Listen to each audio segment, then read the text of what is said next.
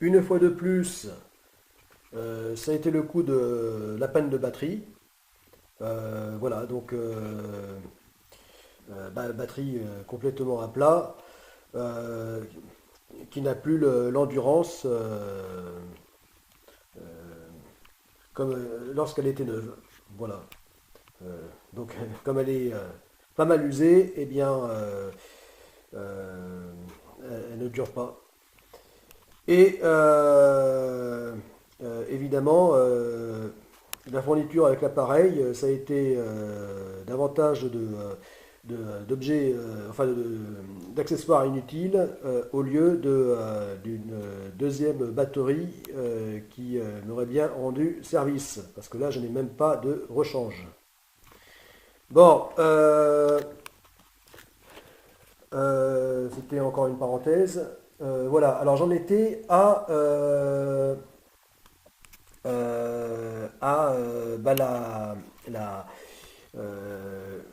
dans le cadre du projet Godessarc, donc à la recherche d'un maximum d'autonomie.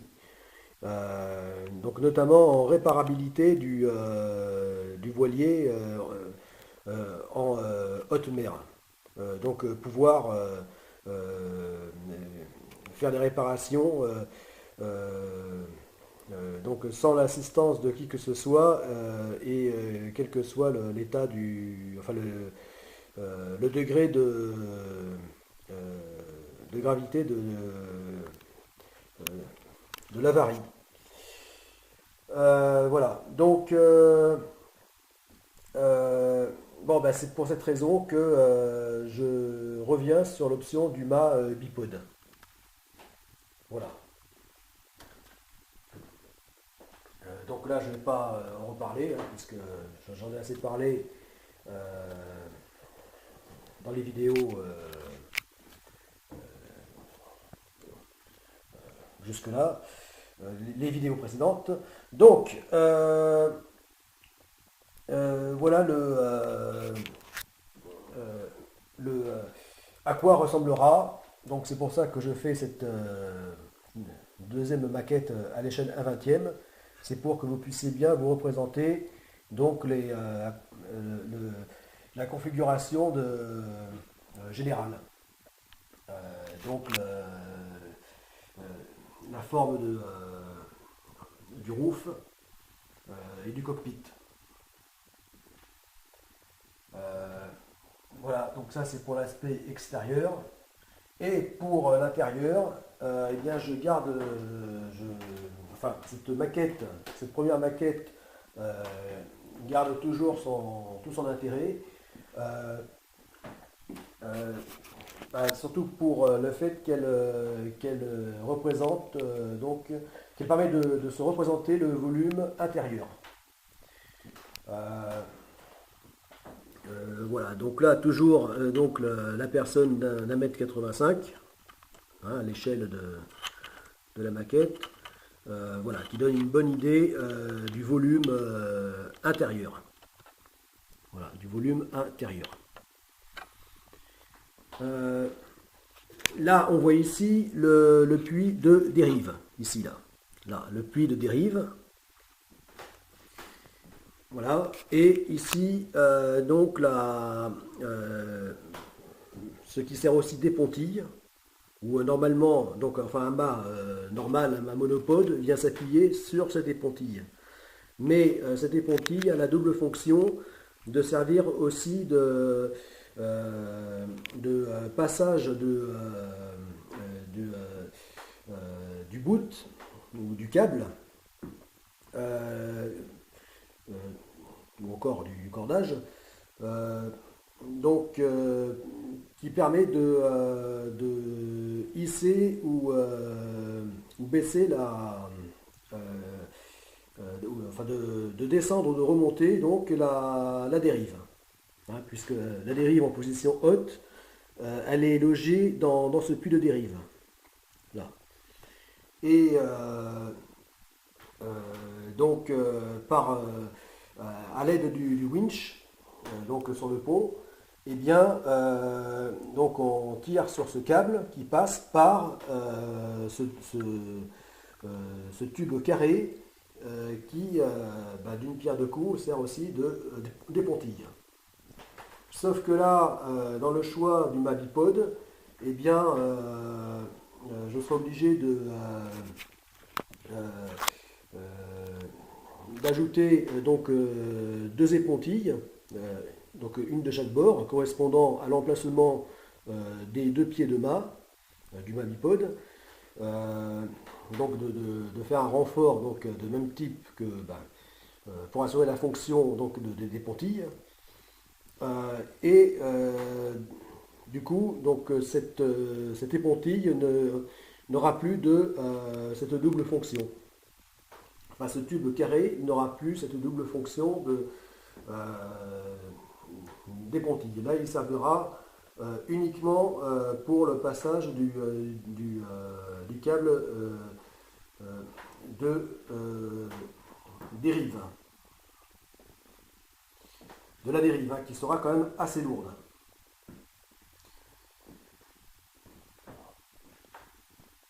Si ma mémoire est bonne, elle fera autour de 200 kg déjà. Hein.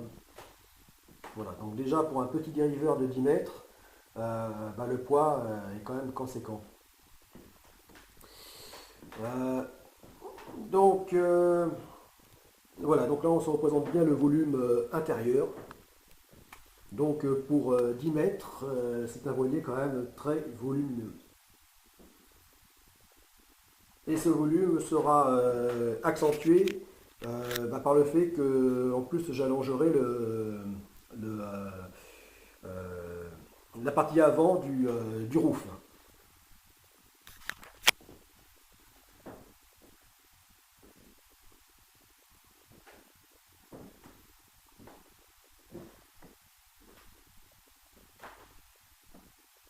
Voilà, pour ce qui est du volume intérieur.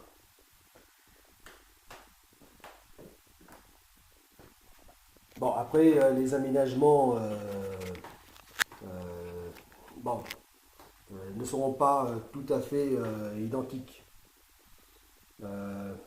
Mais bon, là, ça donne un petit peu une idée du type d'aménagement que ce sera. C'est-à-dire un aménagement euh, euh, assez, assez sportif. Enfin, un petit peu comme on trouve sur les voiliers de course. C'est-à-dire un aménagement assez sommaire et pratique. Surtout très fonctionnel et très basique. Donc un type d'aménagement qui n'aura rien à voir avec l'aménagement confortable d'un yacht de luxe. Enfin, même les confortables aménagements d'un même voilier de ce type de 10 mètres, mais exclusivement prévu pour la croisière normale, pour la navigation normale.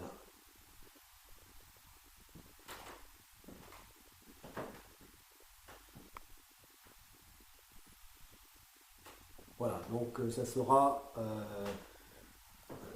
un aménagement se rapprochant de celui-ci.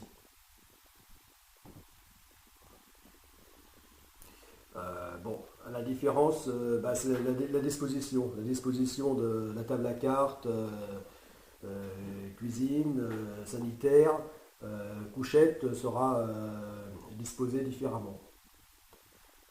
Ce que l'on trouvera, c'est bon, la table aussi sera disposée différemment, mais ce que l'on trouvera, c'est le fauteuil de car, ou le fauteuil du barreur, de la barre intérieure. Un bon fauteuil afin de pouvoir être bien calé s'il y a nécessité de rester longtemps à la barre. Ensuite, bon, beaucoup de volume sera pris par les mousses enfin par des volumes d'insubmersibilité. Voilà, parce que je tiens absolument à ce que le voilier puisse être insubmersible. Que même en cas d'avarie majeure d'entrée d'eau importante, qu'il ne puisse pas couler. Et même dans l'idéal, qu'il puisse rester un minimum navigable, rempli d'eau.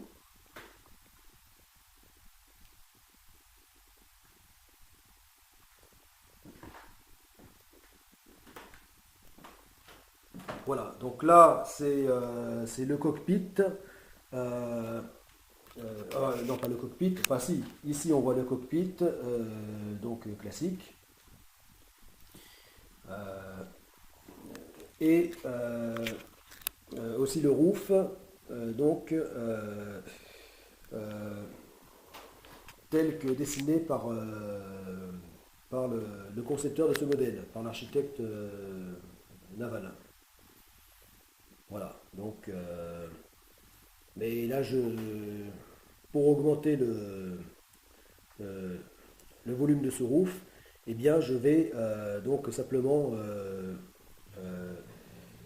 allonger, prolonger les lignes du roof pour l'avancer d'un mètre.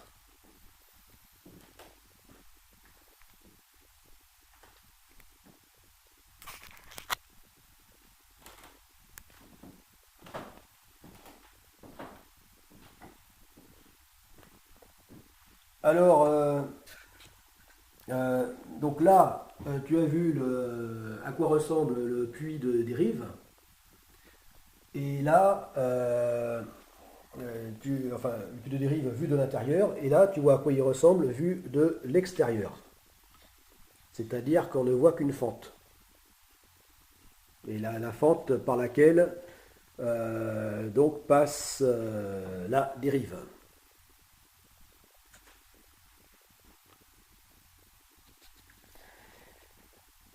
Alors, donc, pour un tel projet de navigation, effectivement, le dériveur intégral a des inconvénients. Donc, celui d'ajouter euh, d'ajouter de la complexité donc, au voilier par le petit système de mécanisme de dérive, puisqu'il repose sur un axe et sur un petit ensemble de poulies. Et qui dit ajouter de la complexité dit augmenter les risques de panne. Et donc augmenter la nécessité d'entretien. Voilà, donc effectivement, ceci sera à prendre en compte. Et pour cette raison, eh bien, je devrais, au niveau du puits de dérive à l'intérieur, constituer une sorte de petit bac au fond, de petits bacs étanches pour pouvoir intervenir sur la dérive, voire même la rentrer ou la sortir en pleine mer, sans être obligé d'être en cale sèche. Voilà, donc il y aura des améliorations de ce type à faire pour vraiment adapter le voilier à ce type de navigation très particulière qui est la STAGO, la Satellite Trip Ocean Global Ocean.